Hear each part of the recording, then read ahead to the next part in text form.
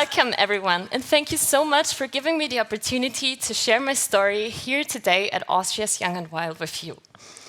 Let me be upfront with you. This is my first time giving a speech like this, and to add a bit more pressure, Andreas asked me to do it in English, so yes, I am a bit nervous, but in a way that fits perfectly with what I want to talk about today. Today, I want to tell you about all the things that no one told me before becoming an entrepreneur. The things I had to learn along the way. Before we dive in, let me introduce myself properly. My name is Nadine, and I just turned 24 yesterday. Danke. For a long time, I dreamed of being a model, and I actually made that dream come true. I worked in Austria, in Milan. I even did Fashion Week, but something always felt like it was missing. Something just wasn't enough for me. During the COVID lockdown, I decided to try something completely new, something I would have never imagined doing, and something that was definitely out of my comfort zone. I started a training to become a caretaker for the elderly. I wanted to do something that lets me give back to society, as something stable, a job that I could always go back to, no matter where life would take me. I worked at a large Viennese company in healthcare for about a year and a half, and I experienced the positives, but also the negative aspects that come by working in this field. My employer at that time wasn't really interested in hearing about my concerns or ideas for improvement, neither for the clients nor for the employees. So eventually, I couldn't continue in that environment. And even though I loved the work itself, I left the job. I went back to modeling and waitressing for a while, but something kept pulling me back to caretaking. I realized how much I missed it. And then, as if the universe had heard me, I got offered an opportunity where I would be able to take care of clients as a self-employed person. I panicked. I didn't know anything about running a business or being self-employed, and I was really scared that it would be way over my head. But my ex-boyfriend encouraged me to just try, and I'm eternally grateful for that, because he taught me that if you set aside your fear of failure, you might be surprised with what you're actually capable of. To give you a quick overview of what happens next, in June 2023, I got a request to take care of more than double the amount of clients that I'd been handling on my own. I had to make a quick decision. Either I turned down the opportunity, or I pushed myself even further out of my comfort zone. I chose the second option, and I started recruiting people. By July 2023, we were already a team of 3 people, and I was slowly getting used to managing staff, scheduling visits, and organizing everything. Before I started my company, I worked at a caretaking business for almost 2 years. And during that time, I got to learn a lot about how things work, the people involved, and most importantly, that stuff that just didn't work. Those things that bothered me back then, those are the things I try to do better now. I understand what it's like for my team to be out there and make our clients' lives better every day. This has helped me build a strong team where we share the same values and we all understand what we're working towards. I'm so sorry, my cards are not in the right order. I just said something that was supposed to come way later, and I didn't realize it. I'm sorry, give me a second. So, back to July 2023, where I had a team of 3 people. As word spread, I realized I needed more people, and by September, I was recruiting again. In October 2023, I made a big decision. I decided to form an LLC, a pretty huge leap within a year. But I stopped overthinking because I realized that I tend to get really nervous if I take a closer look about the reality of my responsibilities. Now, a year later, I'm proud to have a team of 11 people that helps me take care of more than 200 clients. My life has changed a lot over the past 2 years, and it keeps evolving every day. When I first imagined being an entrepreneur, I thought it meant freedom, control, and following my passion. But what no one told me was that entrepreneurship is like jumping off a cliff and building your plane on the way down.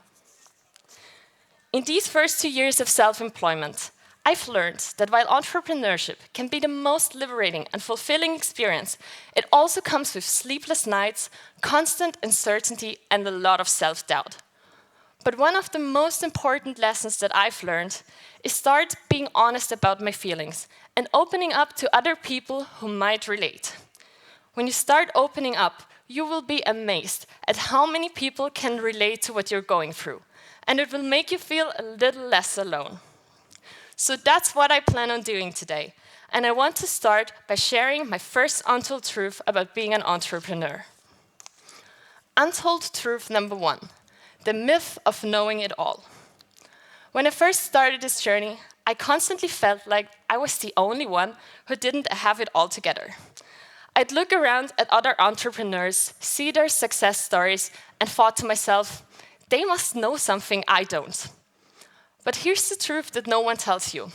No one has it all figured out, and no one has all the answers. We're all figuring it out as we go, whether it's about finances, hiring, or just staying sane. I used to sit in network meetings, feeling like everyone else had it under control. Sometimes, during keynotes, I would sit in the audience, discreetly Googling terms like arbitrage, because I had no clue what they meant.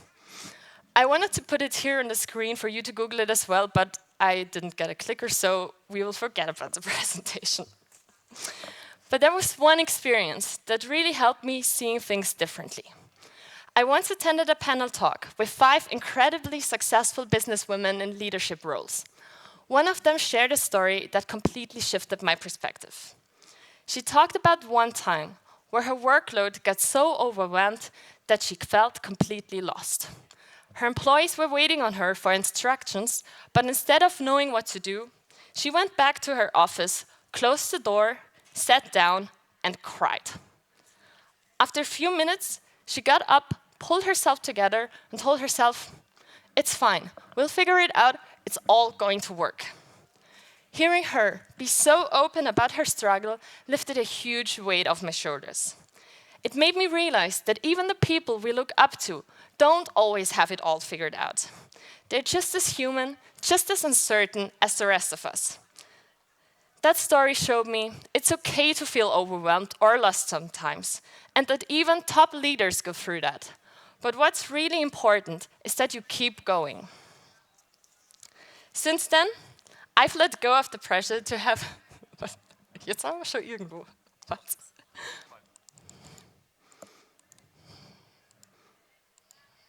Yeah, there was arbitrage in case anyone wants to Google it.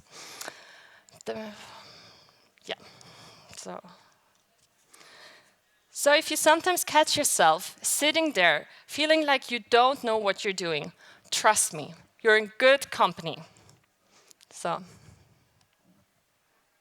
No, sorry, I've lost it again. Okay, since then I've let go of the pressure to have everything perfectly under control.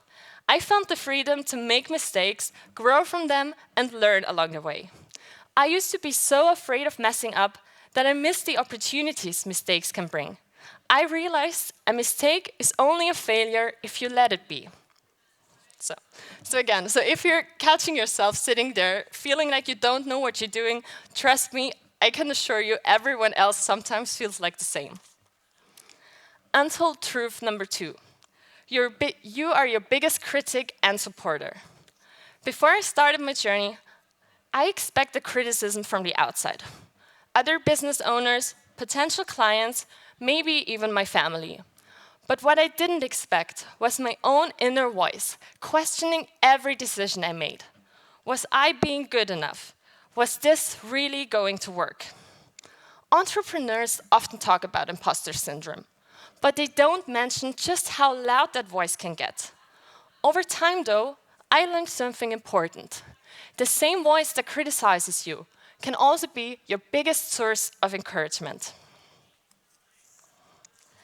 I began to truly listen to this voice, and instead of letting it bring me down, I started questioning it back. Why was I being so hard on myself? I took a moment to reflect on how far I come, and I began to appreciate the small wins, the little things I did right every day. These small achievements, I realized, are the milestones and building blocks for the bigger picture. And so, as you can see, it's all about perspective. Whether you see all the things you still have to do, or you see all the things that you have already done.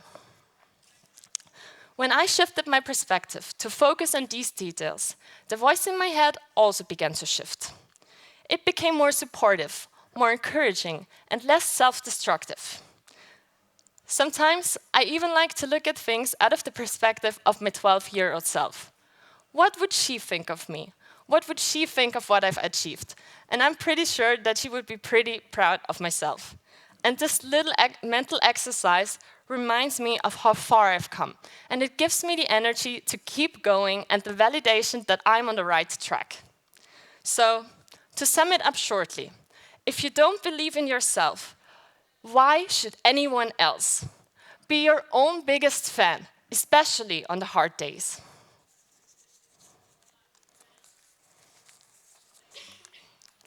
Untold truth number 3, leading by example. If you work in a field that relies on having a team, you know how hard it can be to get everyone aboard with your vision. This is something I have learned in my career. I've always wanted to inspire my team and help them see what I love so much about caretaking. My goal has always been to find people who share the same values that I do. One thing that's been really helpful to me is that I actually know what this job is like, that they're doing every day. I've done it myself, and I'm still doing it. Even though I'm mostly now busy organizing the company and scheduling visits, I still make sure to spend a few hours each week to visit our clients and doing the same work as my field staff does. People sometimes ask me, "But you're the CEO, shouldn't you stop doing that?" And my response has always been the same. I love this work. I love visiting our clients, and I love sitting down with my team, celebrating small wins with our clients, or supporting my employees through challenges they're facing. When they come to me with a problem, I get it, because I know what it's like for them to be out there every day, making our clients' lives better. At the beginning of my career, now it comes again, I worked at a caretaking business for almost 2 years. And during that time, I got to experience the positive, but also the negative aspects that come with working in this field. What bothered me the most, that I didn't have the opportunity to make changes about the flaws that I saw in the system. And so I just decided to be the change that I wanted to see in the system. So what I'm really trying to say is, if you want your employees to do their job well, you have to understand the job yourself. And you need to create an environment that makes it possible for them to do their best work. You yourself have to work the way you would want them to work. Be the role model. Why should they be motivated to put in all the effort if you're not willing to put in all the effort yourself? At the end of the day, leading by example is the strongest way to inspire others. And for my last untold truth, I saved something that you might already heard in some pitches before me, and something that is personally very important for me. Untold truth number 4, never forget why you're doing it. At the beginning of my journey, someone showed me a TED Talk that really inspired me. Some of you might already know it. It's Simon Sinek's Start With Why. The main message of this talk is simple but powerful. Before you start a business, ask yourself why you're doing it, and really dig deep into your answer. Is it for money? Is it for success? Is it to be the best at something? Or is it that you want to make a difference and create a better world? What drives you to put in the work every single day? Because if your why isn't strong enough, you are not going to make it through tough days. For me, my work has to fulfill me. It needs to give me a deeper purpose. And I found that purpose in caretaking. When people ask me why I'm doing what I'm doing, I tell them I never felt a greater joy than seeing our clients' eyes light up when I manage to bring them an often much-needed smile. That's why I get up every day. That's what drives me to put in all my effort and work towards the goal of making as many people smile as possible.